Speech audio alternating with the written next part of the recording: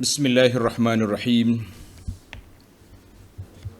Alhamdulillahi rabbil alamin.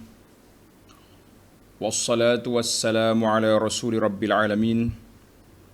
Nabiyyina wa habibina wa qudwatina Muhammad ibn Abdullah wa ala alihi wa sahbihi wa man walah.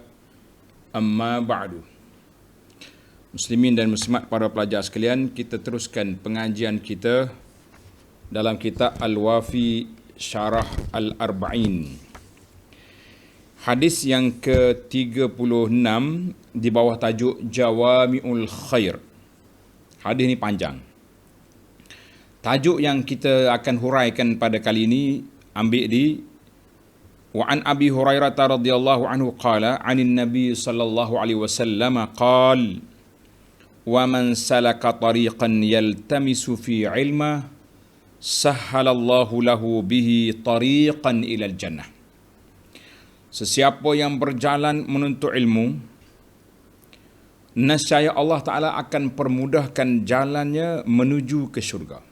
Mana dengan ilmu itu insya-Allah kita akan mudah dapat jalan menuju ke syurga. Itu tajuk perbincangan kita pada kali ini. Jadi alhamdulillah para jemaah sekalian, kita pergi kepada huraian hadis. Huraian hadis bagi jemaah yang ada kitab muka surat 555. 555 Fiqhul hadis yang ke-18. Tariqul Jannah. Tariqul Jannah ataupun terjemahan dia jalan menuju ke syurga. Jalan nak pergi syurga tu macam mana? Innal Islam adalah syarat bagi memperolehi keselamatan di sisi Allah Azza wa Jalla. Islam tidak akan tertegak dan tidak akan wujud tanpa ilmu. Maknanya agama kita ni berlandaskan ilmu. Bukan dengan pedang semata-mata, bukan dengan berkerah lengan semata-mata, tapi dia punya tapak asas dia ilmu.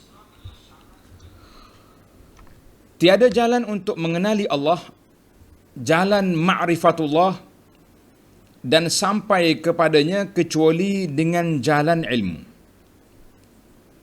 Ilmulah sehampir-hampir jalan yang menjadi petunjuk kepada Allah. Maka sesiapa yang melalui jalan untuk mencari ilmu dan tidak tersasar daripada jalan itu, ia akan sampai kepada maksud yang dicari-carinya insya-Allah. Kerana itu, tidaklah menghairankan apabila Rasulullah sallallahu alaihi wasallam menjadikan menuntut ilmu sebagai jalan ke syurga. Rasulullah sallallahu alaihi wasallam menjelaskan bahawa setiap jalan yang dilalui seorang Muslim untuk menuntut ilmu, Allah akan membuka untuknya satu jalan yang menyampaikan ke syurga. Dalam hadis Nabi kata tadi, man salaka tariqan yaltamisu ilma sahhalallahu lahu bi tariqan ilal jannah. Itu teks hadis yang kita ambil syarahnya dalam hadis yang ke-36 ini.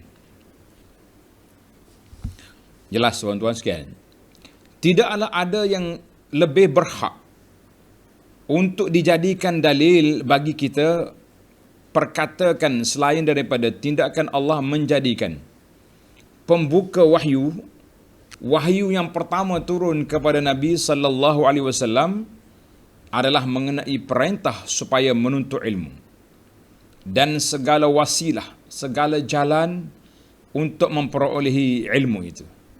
Bermula dengan Iqra. Iqra bismi rabbikal ladzi khalaq. Ini adalah sebagai peringatan tentang nikmat ilmu, kemuliaan dan kepentingannya demi mengenali kebesaran dan keagungan Allah dan juga bagi memahami rahsia-rahsia ciptaan Allah.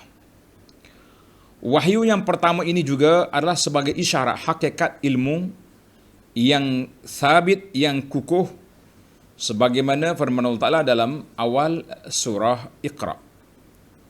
Iqra bismi rabbikal ladzi khalaq, khalaqal insana min 'alaq, iqra wa rabbukal akram, allazi 'allama bil qalam 'allamal insana ma lam ya'lam. Ini bermula dengan Iqra, dengan baca. Allah Ta'ala ajar kepada kamu ilmu yang kamu tak tahu. 1 hingga 5 surah surah Iqra yang kita baca itu, surah Al-Alaq. Baik para pelajar sekalian, jelaslah kepada kita tapak Islam itu duduk di atas landasan ilmu. Kalau orang kata Islam dibina atas kekerasan, kita kata tak betul. Itu satu prejudis terhadap agama yang mulia ini. Yang ke-19, makanatul ilmi fil Islam. Kedudukan ilmu dalam agama Islam. Lantaran ilmu adalah jalan ke syurga, maka kedudukannya dalam agama Islam amat tinggi dan mulia. Para alim ulama mempunyai kedudukan yang mulia di sisi Allah dan hampir menyamai kedudukan para nabi alaihimussalatu wassalam. Mana nabi itu tinggilah, tak nak banding, tapi kita kata darjat dianya nabi, kemudian mari para ulama. Allah Subhanahu wa taala berfirman dalam surah Al-Mujadilah ayat yang ke-11, yarfa'illahu alladhina amanu minkum walladzina utul ilma darajat. Allah mengangkat orang-orang yang beriman dari kalangan kamu dan orang yang punya ilmu beberapa darjat yang tinggi. Iman tu satu level, tapi ilmu tu naik taraf lain. Nabi sallallahu alaihi wasallam sebut dalam hadis, innal anbiya lam yuwarrisu dirhaman wala dinaran wa innama warrasul ilma faman akhadahu akhadha bihawzin wafirin.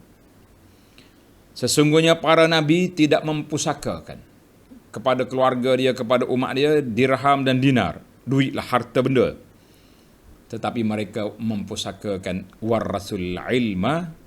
Siapa dia mengambil ilmu yang banyak, bermakna dia telah menerima pusaka yang banyak daripada Nabi alaihimussalatu wassalam. Hadis ini rawahu At-Tirmizi wa ghairuhu bisanadin sahih. Baik para pelajar sekalian, kita tahu tentang kedudukan ilmu. Makanatul ilm, kedudukan ilmu besar. Sekarang ini kita berpindah kepada hukum menuntut ilmu fil Islam, dalam Islam. Menuntut ilmu dalam Islam ni apakah hukum dia? Hukum menuntut ilmu adalah fardu. Maknanya satu kewajipan. Itu makna fardu. Kalau kata fardu, maknanya suatu kewajipan. Dan ianya terbahagi kepada 2 kategori. Yang pertama, fardu ain. Apa makna fardu ain? Tuan-tuan kena jelas definisi fardu ain, kita kena berjelas. Kalau tidak kita jadi tak betul berjalan, kata orang. Fardu ain artinya ilmu yang diwajibkan menuntutnya ke atas setiap seorang muslim dan muslimah. Pengetahuannya amat-amat diperlukan oleh seorang muslim agar selamat akidahnya, sahih ibadatnya, dan lulus segala muamalatnya, selari dengan syariat Allah. Inilah yang telah diperintahkan oleh Allah, fa'lam annahu la ilaha illallah.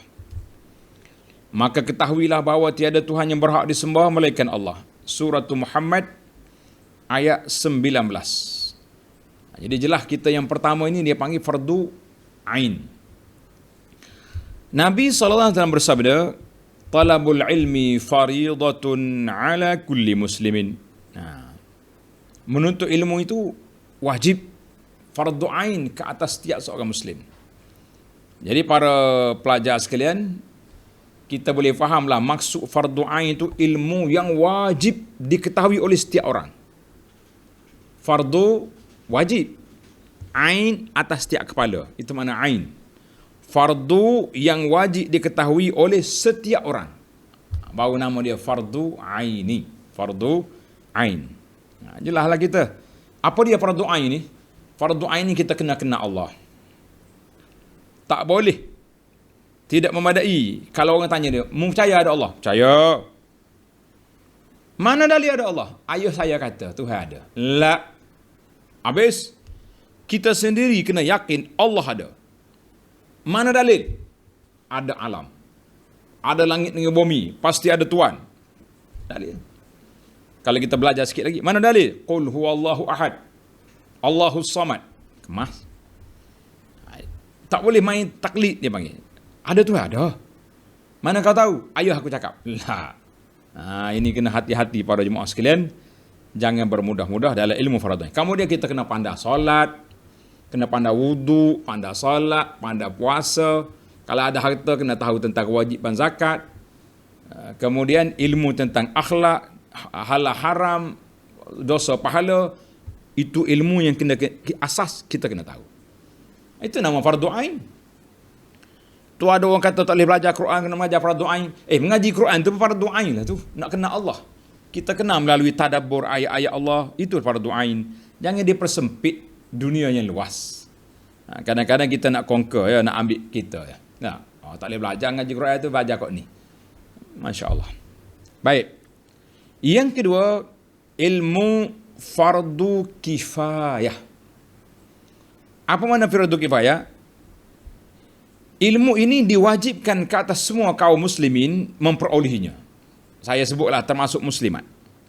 Namun apabila bangun sebahagian mereka untuk menuntutnya, maka gugurlah kewajipan itu daripada orang lain.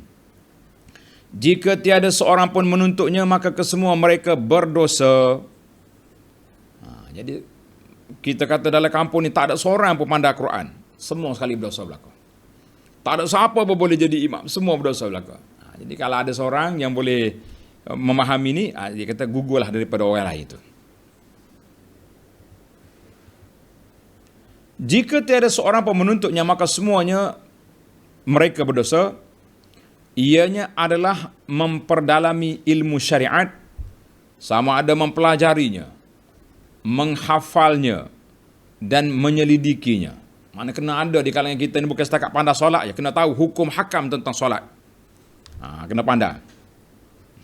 Pengkhususan dalam setiap ilmu diperlukan oleh satu kumpulan, satu jamaah Islam bagi memelihara kewujudan dan kepribadian mereka. Dengan ilmu, satu kerajaan yang hak dan adil dapat didirikan di atas muka bumi, iaitu satu kerajaan yang kuat dan kebal serta digeruni. Mana kerajaan kena ada, kena tahu benda ni. Kena tahu halal haram, dosa pahala, bagaimana nak laksanakan undang-undang hudud. Itu semua termasuk di dalam perkara yang wajib.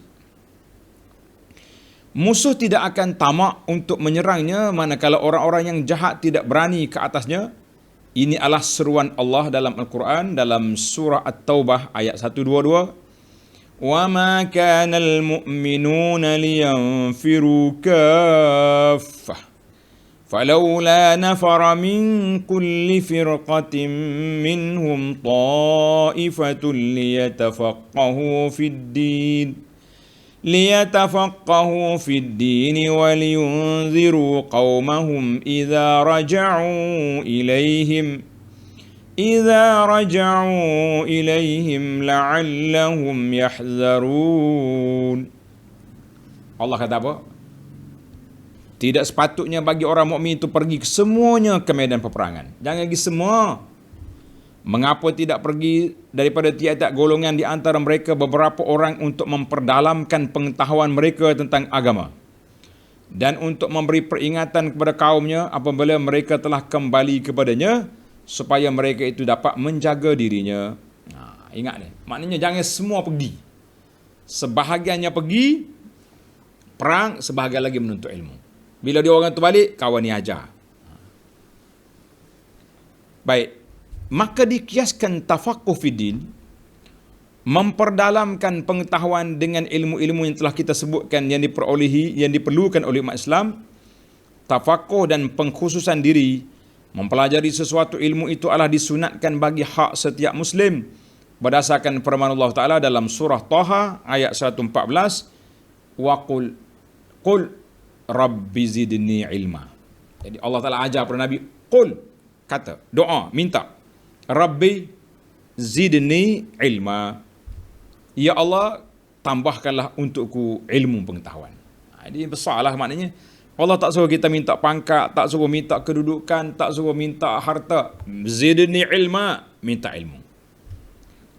Dalam hadis Nabi sallallahu yang sahih, sabda Nabi sallallahu alaihi wasallam, man yuridillahu bi khaira yufaqihu fid din.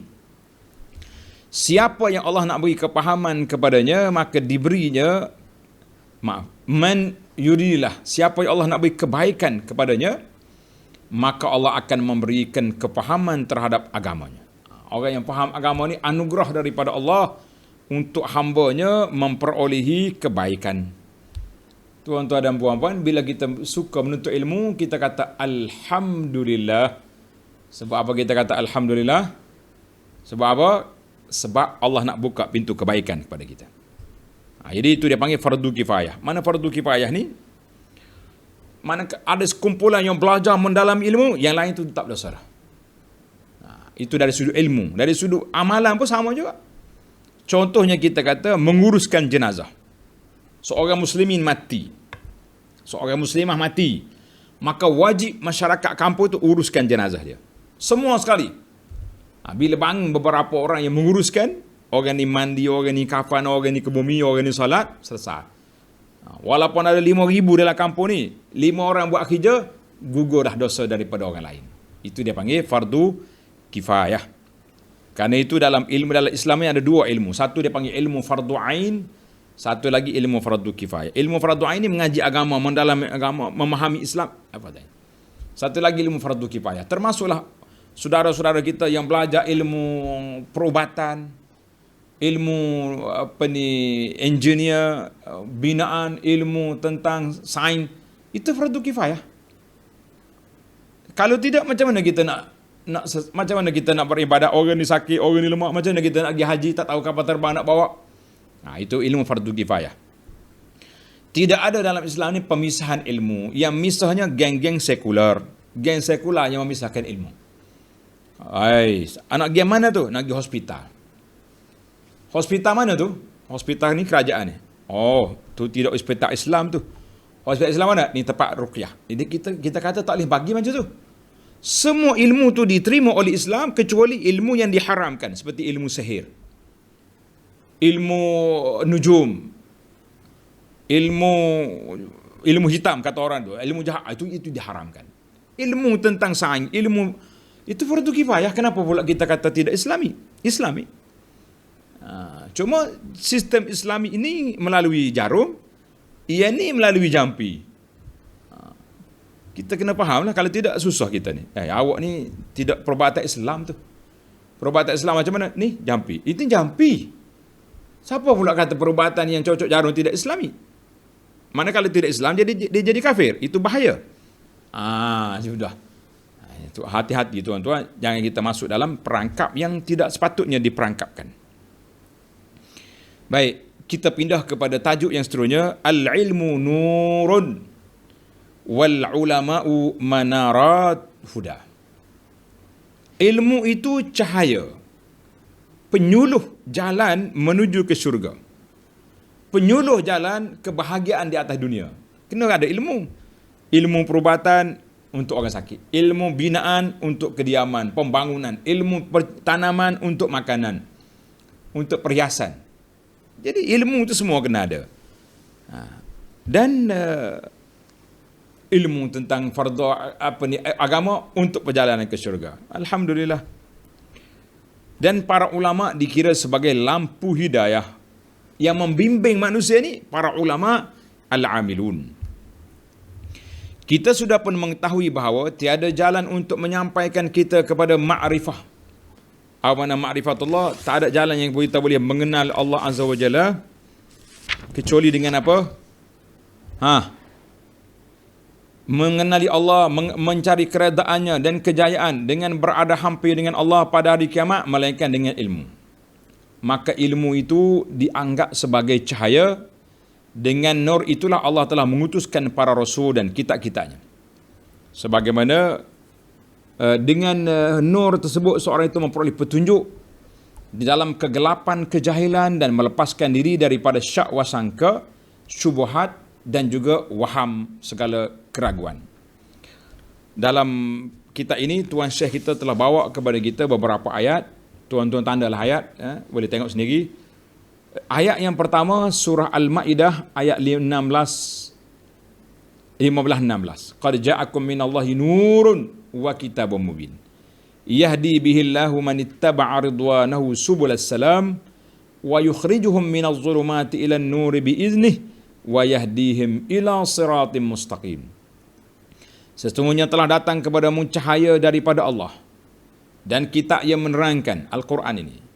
Dengan kitab itulah Allah menunjuki orang-orang yang mengikut keredaannya ke jalan keselamatan, dan dengan kitab itu pula Allah mengeluarkan orang-orang itu daripada gelap gelita kepada cahaya yang terang benderang dengan izinnya dan menunjuki mereka ke jalan yang lurus. Jadi itu di antara firman Allah Ta'ala. Ada lagi ayat-ayat lain dan hadis tadi yang kita telah baca. Para Nabi tidak meninggalkan harta, tapi dia tinggal ilmu. Maka para ulama, tengok muka surat 560. Laju sikit sebab kita nak habiskan tajuk ilmu ni.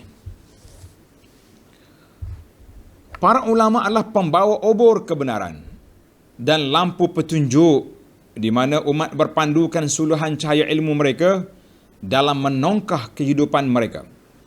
Umat mengikuti cahaya mereka dalam keadaan payah dan gawat, manakala mereka pula membentangkan untuk umat jalan menuju kejayaan dan keselamatan. Jadi kita nak selamat, kita nak bahagia, bukannya main-main tuan-tuan. Mesti melalui ulama itu, mesti mengikut garis panduan Al-Quran dengan Sunnah. Barulah jadi bahagia. Mengaku ulama duk ajar benda-benda yang pelik, kita kata itu bukan ulama itu. Kadang-kadang duk ajar benda bomoh kepada orang. Duk ajar jampi mentera kepada orang. Ulama ini ulama yang memahami Alkitab was Sunnah. Barulah nama dia ulama Ar-Rabbani. Baik para jemaah sekalian, hadis inna masalal ulama tu yang disebut dalam kitab ni, tuan-tuan tandalah hadis itu riwayat Imam Ahmad. Kata Syekh Syu'aib Al-Arnaud muhaqqiq musnad, dia kata hadis tu dhaifun, sanaduhu dhaifun jiddan. Baik, selagi mana ilmu itu wujud di kalangan umat, maka manusia akan sentiasa berada dalam hidayah serta kebaikan, keperadaban serta ketinggian, istiqamah dan keadilan. Adapun kekalnya ilmu itu adalah dengan kekalnya pembawaannya, iaitulah pembawaan para alim ulama yang Rabbani. Apabila tiada ulama dan hilang daripada lingkungan manusia, kacau bilaulah jadinya semua urusan. Umat pun hilang panduannya dan tersasar dari jalannya yang lurus, lalu berjalan di atas kesesatan dan tergelincir ke dalam lembah kehinaan dan kefasadan. Akhirnya tercampaklah mereka ke dalam kesia-siaan, kelaraan dan kemusnahan. Benarlah apa yang disabda oleh Nabi SAW, innallaha la yaqbidul ilman tiza'an ila akhirih. Sesungguhnya Allah tidak mencabut ilmu sekaligus, diambil buat lagi, tidak, daripada hamba-hambanya. Tetapi Allah mencabut ilmu itu dengan mencabut nyawa alim ulama, sehingga apabila tiada tinggal seorang pun yang alim, maka manusia pun menjadikan orang-orang jahil sebagai ketua-ketua mereka.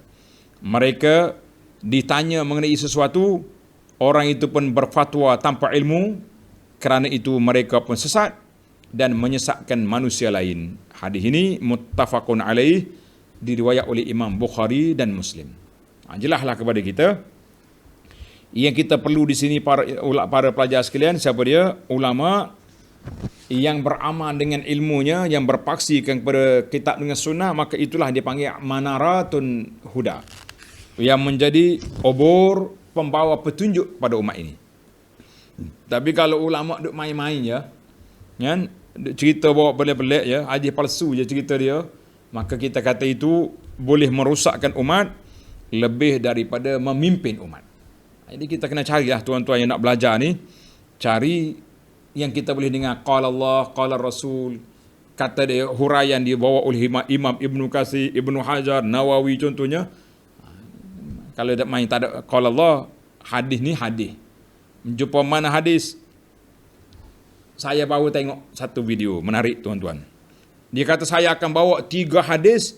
Hadis ini tidak terdapat dalam Bukhari, Muslim, Abu Daud, tidak ada. New hadis. Oi, versi baru. Mana kau dapat? Dia mari mana Nabi baru ajar kepada kawan ni? Melalui mimpi ke, melalui jumpa yaqazah ke? Kita kata Masya Allah, bijak sungguh dia ni. Di antara benda yang dia menariknya, ini dia ni bahasa jadi minum kopi kali. Selagi ada bau kopi di mulut, selamatlah malaikat berselawat pada kita. Selagi ada tasbih dalam poket, kita boleh pahala bertasbih. Oh, tak payah tasbih, beli tasbih 3, semua poket ada belaka, relax kita. Berani pokok ni. Saya bahas dia palsu. Yang masalahnya, yang duk laik kat bawah tu pula, kagum bau dengar malam ni. Betul sungguh lah nak dengar malam ni. Moga ustaz lain tak ajar, moga tak ada lain kitab. Masya Allah. Berani. Baik, para pelajar sekalian, kita pergi kepada perkara yang ke-22. Firman Allah Ta'ala, wa qur rabbi zidni ilma. Wa qul rabbi zidni ilma. Ya Allah, dan katakanlah, Allah Ta'ala perintah kepada Nabi sallallahu alaihi wasallam supaya minta dengan Allah, ya Allah, tambahkanlah aku ilmu. Kita nak minta tambah pada ilmu. Seorang Muslim itu tidak akan mencapai kesempurnaan, dan jangan sesekali berasa puas terhadap agama yang ada pada dirinya. Aku banyak ilmu dah. Tak. Kita mesti dahaga, mesti lapar, mesti tamak untuk mendapat ilmu. Itu patut ni tak payah mengaji dah, lama dah belajar. Pandai belaka dah. Pandai belaka, pandai buah. Sebaliknya beliau hendaklah meneruskan usaha bagi meningkatkan kedudukannya di dalam tangga kemuliaan. Kerana ilmu yang bermanfaat itu merupakan simbol. Kemudian maka seorang Muslim itu tidak akan merasai puas dengan ilmu yang ada padanya. Sebagaimana tidak, Allah Ta'ala perintah kepada Nabi, Qul, ya Muhammad sallallahu alaihi wasallam, Zidni Rabbi, zidni ilma. Tambahkan aku ilmu. Bermakna, kita ni kena sentiasa minta dengan Allah Azza wa Jalla supaya Allah Ta'ala anugerahkan kepada kita ilmu. Hadis yang disebut ni la burika bi tulu'i syamsi ni, ulama hadis kata sanadnya dhaif. Man huma la yashbi'ani pun Al-Bazzar Al-Iraqi kata dhaif. Jadi hadis-hadis tu sudah terdapat ada banyak hadis sahih yang kita baca tadi, memadailah untuk nak menyatakan, nak taksil bahawa betapa pentingnya kita mencari ilmu sentiasa. Cuma peringatan saya sentiasalah kepada kita semua, carilah ilmu yang ada qala Allah, qala Rasul. Bermula di situ. Kalau tidak, nyanya kita, mengaji kuat, belajar banyak, istilah ni pandai belaka, tapi lorong kita nak sampai kepada Allah itu lorong melalui jalan Nabi sallallahu alaihi wasallam. Itu yang dipanggilkan jalan sunnah Nabi. Kita ni biarlah jadi ahlus sunnah, mana orang yang mencintai sunnah Nabi sallallahu alaihi wasallam dan mengikuti amal yang ditinggalkan oleh baginda Rasulullah sallallahu alaihi wasallam. Baik. Yang ketiga, 23, man amila bima alima awrasahu Allah Ta'ala ilma ma lam ya'lam. Ini penting. Sesiapa yang beramal dengan ilmu yang dia tahu, Allah akan mewariskannya ilmu yang dia tak tahu. Mana bila kita beramal dengan ilmu yang kita ada, mudah untuk kita menambahkan ilmu lagi. Kalau kita tak pandai itu hajar lagi. Allah SWT amat menekankan soal ilmu dan menyediakan pulangan yang banyak bagi penuntut ilmu. Salah satunya adalah taufik dari Allah apabila menyatukan ilmu itu dengan amal dan dikaitkan perkataan itu dengan perbuatan taqwa. Adalah disebabkan penambahan ilmu oleh Allah ke atas seorang hambanya adalah melalui lorong taqwa. Dalam surah Al-Baqarah ayat 282, wattaqullaha wa yu'allimukumullah wallahu bikulli syai'in alim. Wattaqullah, bertakwalah kepada Allah, nascaya Allah Ta'ala akan anugerahkan kepada kamu ilmu. Jadi syarat nak dapat ilmu, kita kena jadi orang baik, kena orang bertakwa dulu. Jangan duk main tunggu. Masa itulah setengah orang ni dia tak main ilmu laduni, mengaji tak mau, tunggu Allah Ta'ala bagi min ladunna ilma. Ini jadi akhir kali jumpa pakai pelik lah dia. Allahu Akbar. Setiap kali seorang muslim itu menuntut ilmu serta mengamalkannya, maka beliau membuka satu jalan untuknya ke syurga dan bertambah hampirlah ia kepada Allah, bertambah dekatnya dia kepada Allah, menambahkan pula taufik untuk menuntut ilmu dan menambah ilmu itu. Alhamdulillah. Baik para pelajar sekalian, kita berpindah kepada isu yang berat yang ke-24, at-tahziru min tarkil amal bil ilmi. Peringatan, amaran keras terhadap orang yang tidak beramal dengan ilmu. Kita telah pun mengetahui bahawa ulama adalah lampu petunjuk bagi umat ini. Jika mereka tiada, maka umat pun kehilangan petunjuk mereka. Lalu sesaklah mereka daripada jalan yang lurus. Lebih buruk daripada ketiadaan ulama itu ialah apabila adanya ulama yang tergelincir dan tersasar daripada jalan yang telah diperintahkan ke atas mereka oleh Allah untuk mengikutinya. Maka mereka tidak mengerjakan apa yang mereka ketahui, mereka tidak beramal apa yang mereka ajar, dan mewarisi daripada ilmu kenabian tidak diamalkan. Dalam ayat ini Tuan Syekh kita bawa ayat surah Saf ayat 23. Tengok surah Saf ayat 23. Ya ayyuhallazina amanu lima taquluna ma la taf'alun kabura maqtan 'indallahi an taqulu ma la taf'alun. Wahai orang yang beriman, mengapa kamu mengatakan, mengajar, berceramah, berdakwah, bagi motivasi sesuatu yang kamu tidak kerjakan? Oh, ceramah berdegar-degar gitu. Sungguh besarlah kemurkaan Allah jika kamu memperkatakan apa yang tidak kamu katakan. Bahasa Melayu kata cakap tak serupa bikin. Allah Ta'ala keras di sini. Dalam ayat lain surah Al-Baqarah juga Allah ayat 44 sekali lagi Tuhan tegur, atamuruna an-nasa bil birri wa tansawna anfusakum wa antum tatluna al-kitab afala taqilun. Musuh orang buat baik, kamu lupa diri kamu sendiri nak beramal. Membaca kitab tapi kamu tak ada akal, tak berfikir. Masya-Allah. Dalam hadis dan yang dikeluarkan oleh Bukhari dan Muslim, bila daripada Usamah bin Zaid, Nabi kita sallallahu alaihi wasallam bersabda, yu'ta birrajuli yaumal qiyamah fayulqa finnar. Di akhir kiamat esok ada seorang laki-laki dicampak ke dalam neraka, naudzubillah. Mau masuk dalam neraka, dia duru, berpusing, dia punya usus jala perut dia berputar dalam neraka, busung lebih pada apa lagi. Ahli neraka mari tengok dia.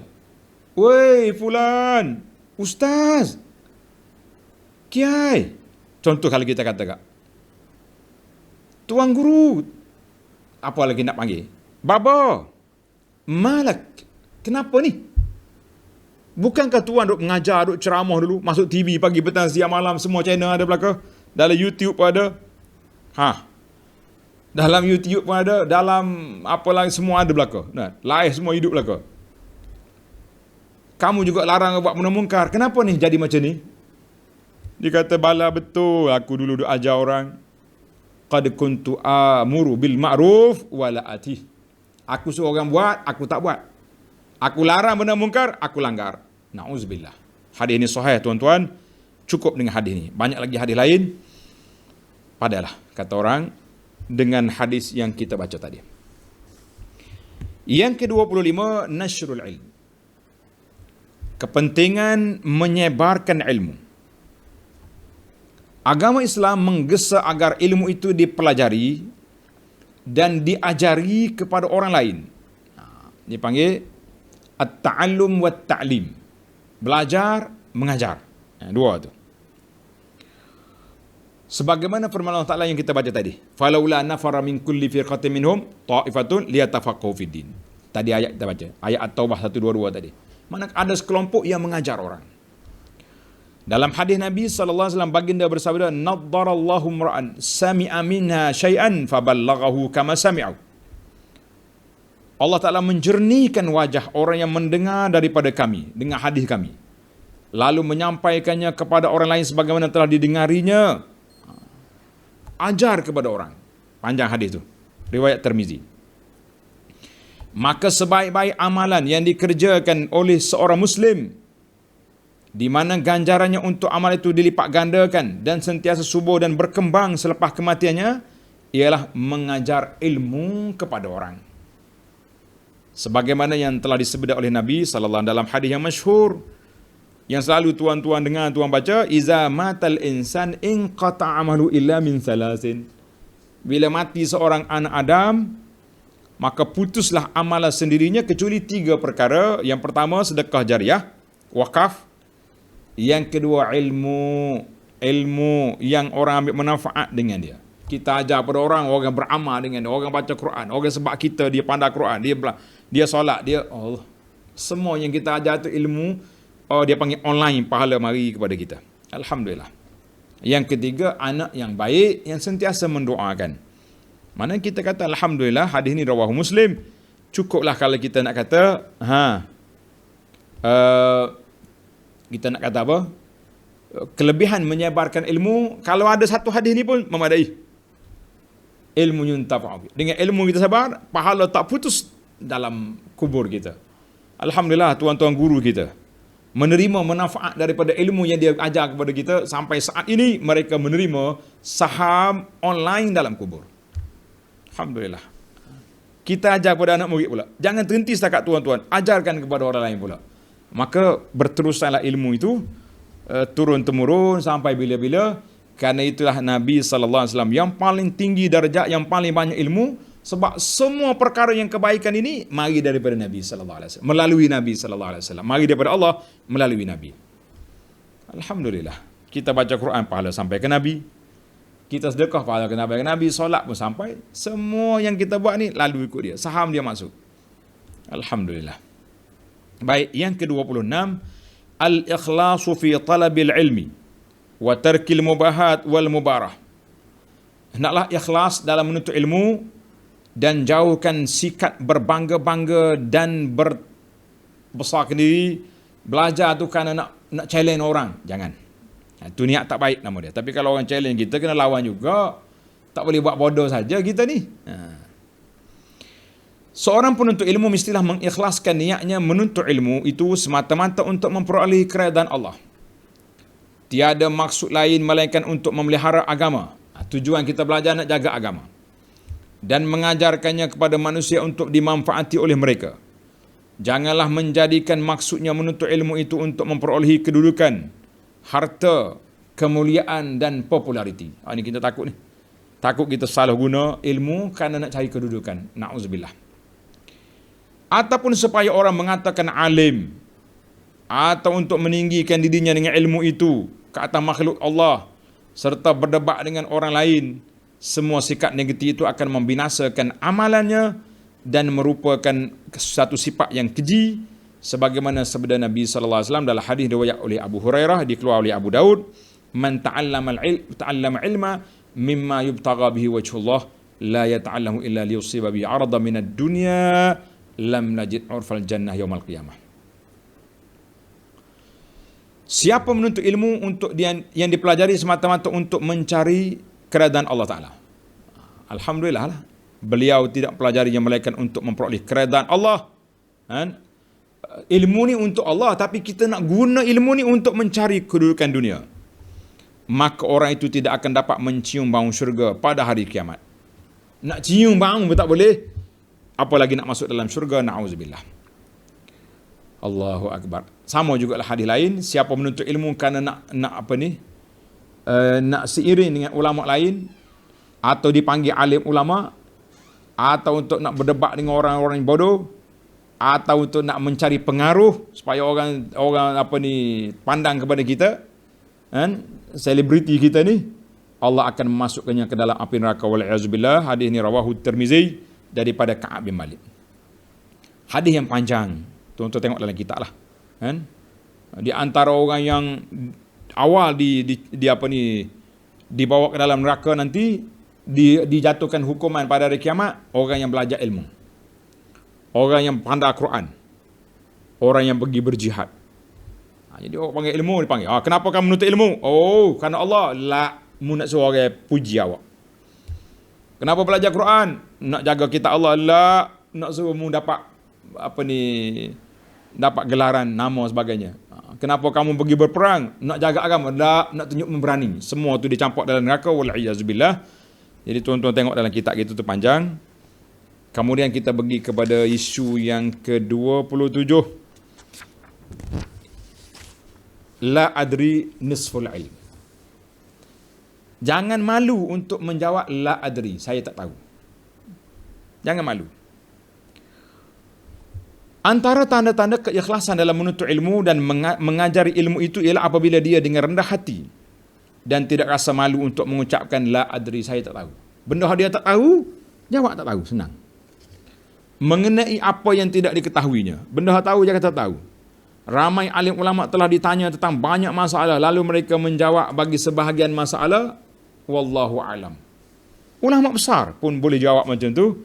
Ulama kecil macam kita ni masalahnya tak apa nak jawab macam tu tak. Oh, ya orang tanya ni saya tak jawab tak boleh.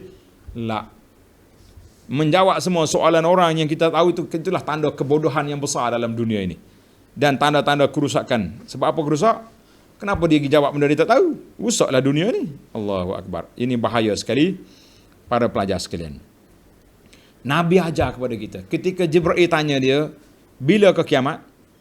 Nabi kata apa? Mal mas'ulu anha bi'a'lama minas sa'il. Orang yang ditanya bukan lebih tahu daripada yang bertanya. Kita dua ni sama-sama tak tahu je, Jibril.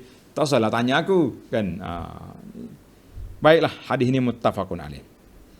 Lebih-lebih lagi Allah SWT mengatakan wa ma utitum minal ilm illa qalila. Aku bagi ilmu ni sedikit ya. Banyak lagi yang kamu tak tahu. Jangan sombong enggak. Ni semua benda nak jawab lah ke, akhir sekali terperangkatlah kita dengan kata-kata kita sendiri. Tak tahu je tak? Saya tak tahu, minta maaf. Kita bukannya aib. Tak kata wallahu alam. Yang aibnya menjawab benda yang kita tahu. Baiklah. Yang terakhir, wa min adabi talibil ilmi. Yang ke-28, antara adab-adab penuntut ilmu. Hendaklah si penuntut ilmu sendiri yang mencari alim ulama. Dengar ni tuan-tuan. Orang nak cari ilmu, dia kena pergi cari tok guru untuk menuntut ilmu darinya. Dan sentiasa melazimkan diri bersamanya dalam musafir dan di tempatnya. Kadang-kadang kita ikut ulama musafir. Untuk apa? Dalam perjalanan itu banyak masa kita boleh dengar dia ceramah, dia kuliah, dia tazkirah. Ni kita dak ni sibuk ya. Saya nak ikut ustaz ni, gimana pergi umrah contohnya. Waktu ustaz kuliah di umrah tak ada, dia ada shopping. Penat dah. Balik-balik, waktu mana dia ada? Waktu ada sesi bergambar, tepi ustaz. Waktu ceramah, hilang daripada ustaz. Penat. Jangan main, setengah orang macam tu. Baiklah. Sama ada kita boleh berkhidmat untuk dia, di samping memperoleh ilmu dan adab. Allah SWT telah berfirman dalam mengisahkan tentang Nabi Musa dengan Khidir. Qala lahu Musa hal attabi'uka ala an tu'allimani mimma 'ullimta rusyda. Musa kata Khidir, aku nak belajar kamu. Musa tu Nabi tuan-tuan, tapi sanggup lagi mengembara kerana nak menuntut ilmu. Jadi adab kita menuntut ilmu, hendaklah kita sentiasa jangan malas, sabar dalam menuntut ilmu. Belajarlah dengan tuan-tuan guru kita yang betul-betul ikhlas, yang pandai, yang alim, yang berpegang dengan Quran, dengan sunnah. Jangan pergi yang pelik-pelik. InsyaAllah kita selamat. Tamatlah huraian kita. Hadis man salaka tariqan yaltamisu ilma. InsyaAllah kita sambung dalam siri yang akan datang. Hadis majtama'a qaumun fi baitin min buyutillah. Dalam hadis ni kita akan masuk pada bab kelebihan berkumpul belajar Al-Quran. InsyaAllah dalam siri yang akan datang. Subhanakallahumma wa hamdika asyhadu an la ilaha illa anta astaghfiruka wa atubu ilaik wa sallallahu ala nabiyyina Muhammad wa ala alihi wa sahbihi ajma'in walhamdulillahi rabbil alamin. Wassalamu alaikum warahmatullahi wabarakatuh.